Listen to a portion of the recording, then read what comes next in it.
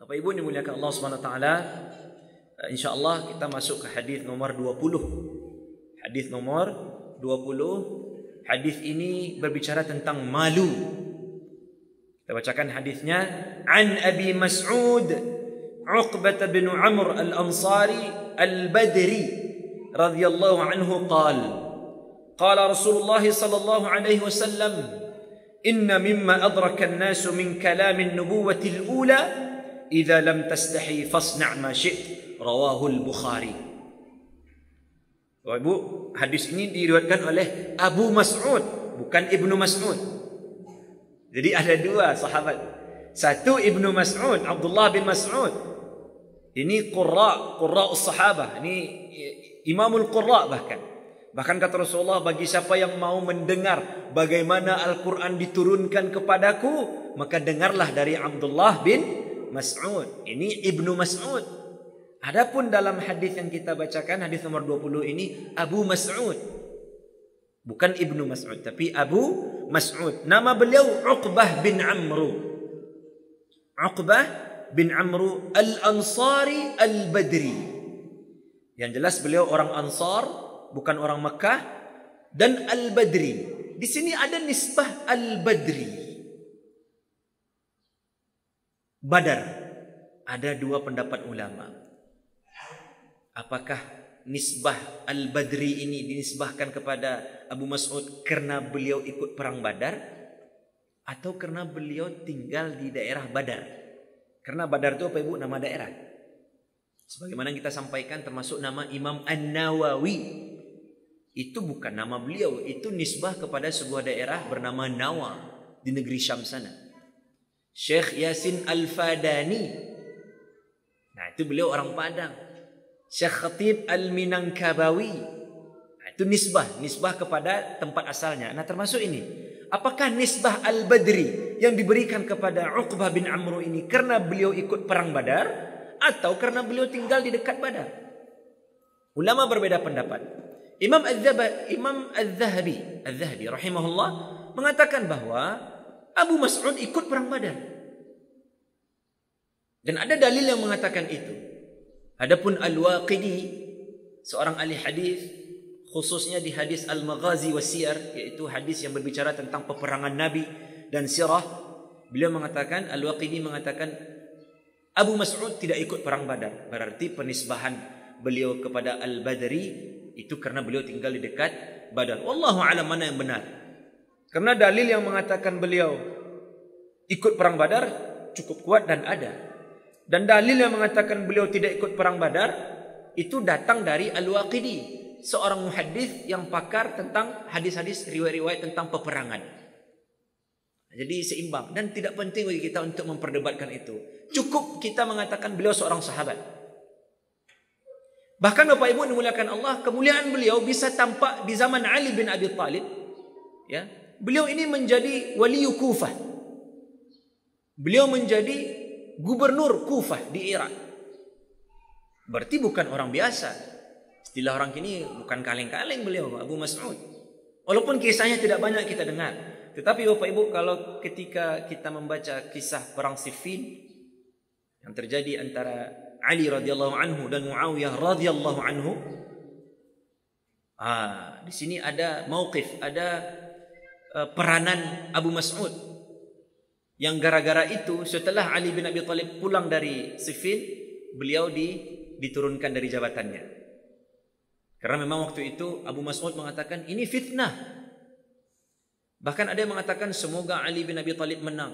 Lalu direspon oleh Abu Mas'ud, kemenangan bukan kemenangan Ali, bukan kemenangan Muawiyah. Tapi kemenangan adalah saat Allah turunkan rahmatnya dan saat Allah jaga darah saudara-saudara sesama Muslim. Bukan berarti pula yang dilakukan Ali bin Abi Thalib salah. Ini sudah sering kita singgung. Di dalam surah Al-Hujurat Allah Subhanahu wa taala berfirman, "Wa in ta'ifatani minal mu'minina qatatalu fa aslihu bainahuma fa in baghat ihdahuma 'ala al-ukhra faqatilu allati tabghi." Perangilah. Beda antara uqtul dengan qatil. Kalau uqtul itu artinya bunuhlah. Kalau qatil itu artinya perangilah. Maka kata Allah, faqatilu faqatilul lati tabghi hatta tafi'a ila amrillah. Perangilah mereka yang membangkang.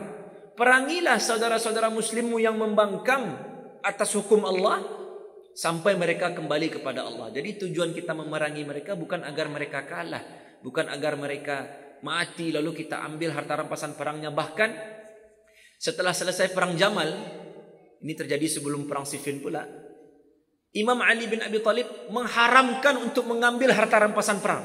Tak boleh, karena mereka bukan kufar, mereka saudara kita. Mereka adalah ikhwanuna fid din baghaw alaina. Mereka itu adalah saudara-saudara kita dalam Islam, tetapi mereka sedang membangkang. Sudah diislah, tak mau, ya sudah, kata Allah, faqatilul lati tabghi. Bahkan kata para ulama, laula Ali ma alimna qital al-baghi. Kalaulah bukan karena ijtihad Ali bin Abi Thalib untuk memerangi Muawiyah bin Abi Sufyan, maka kita tidak tahu bagaimana adab untuk memerangi orang-orang yang membangkang.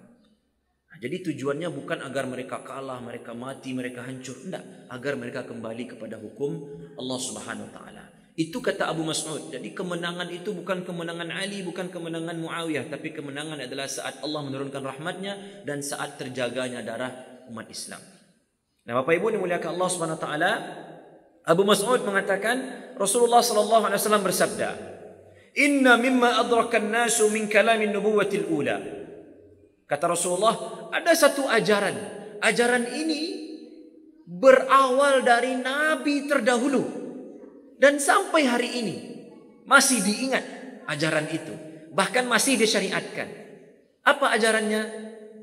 Idza lam tastahi fasna' ma syi'ta. Kalau kamu tidak malu, maka lakukanlah segala sesuatu yang mau kamu lakukan. Ternyata Bapak Ibu, malu ini sudah menjadi syariat dari Nabi terdahulu sampai bahkan untuk kita. Bahkan kata Rasulullah sallallahu alaihi wasallam, "Likulli ummatin khuluqun wa akhlaqu ummati al-haya." Atau kama qala sallallahu alaihi wasallam. Setiap nabi, setiap umat itu ada akhlak yang menjadi ciri khas umatnya.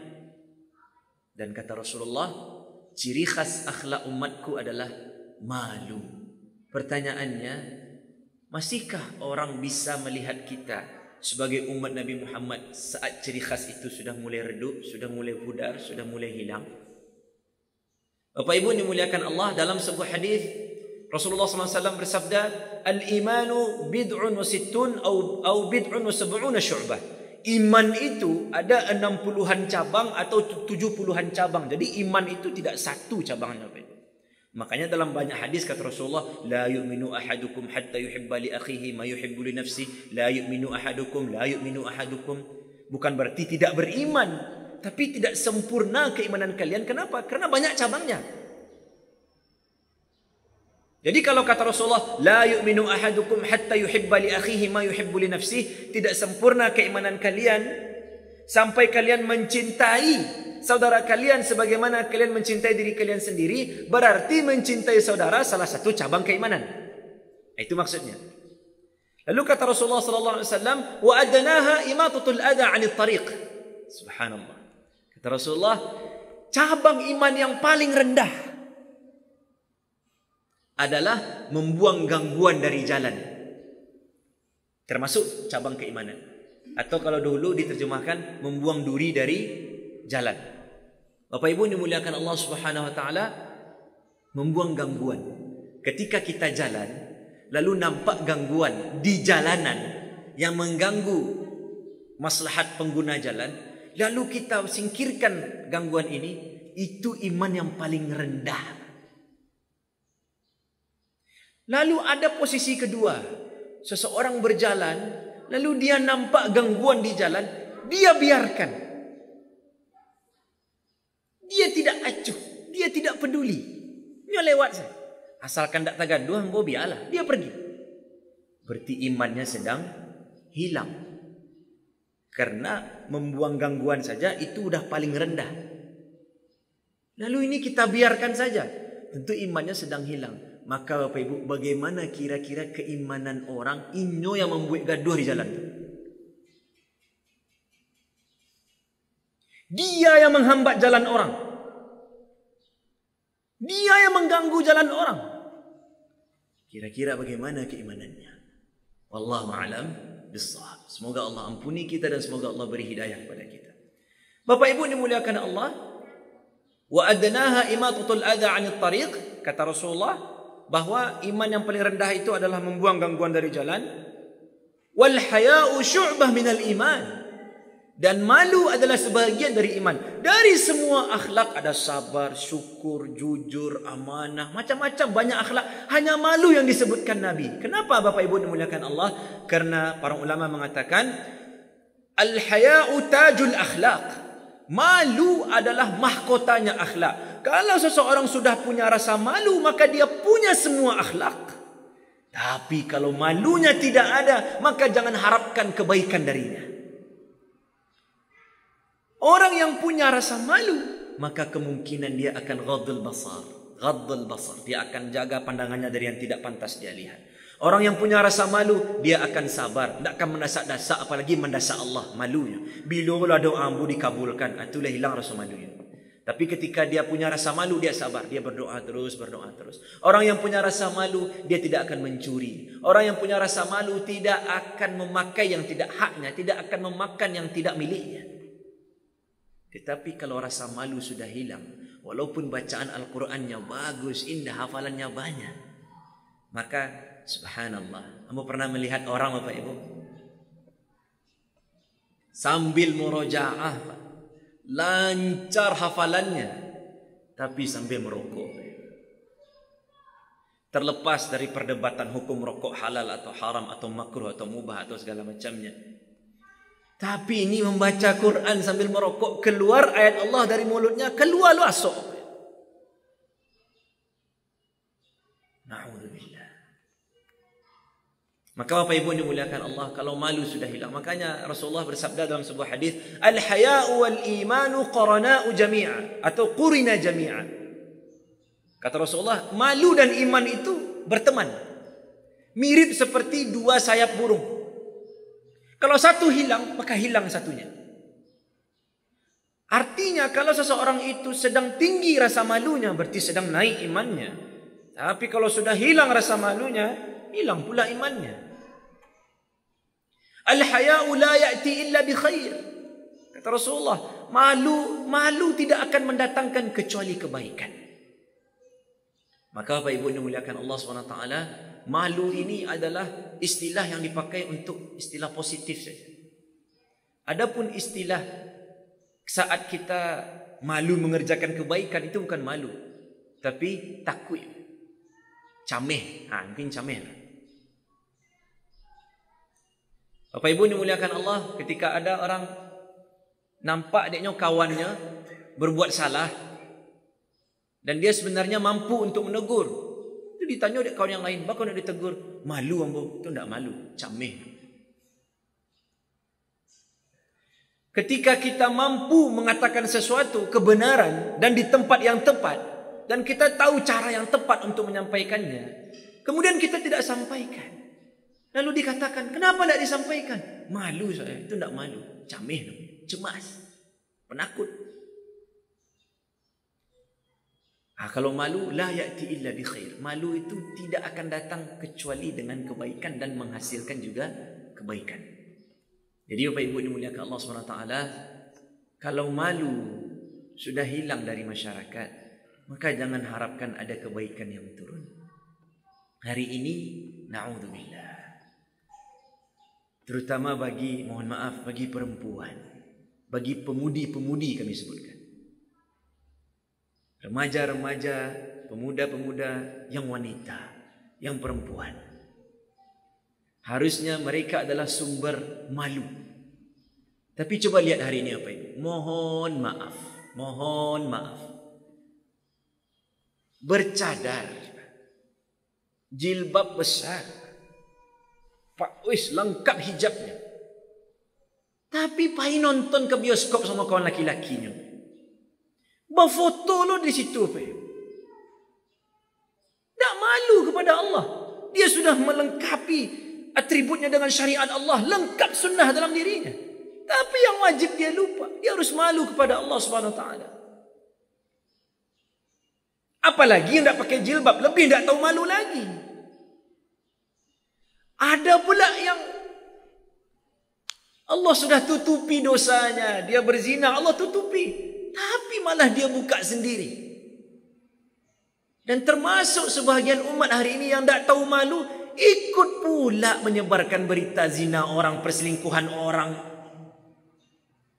Untung Allah tutup aib kita, Bapak Ibu. Kalau Allah buka pula, maka kita berlindung kepada Allah untuk menjadi terkenal. Na'udzubillah.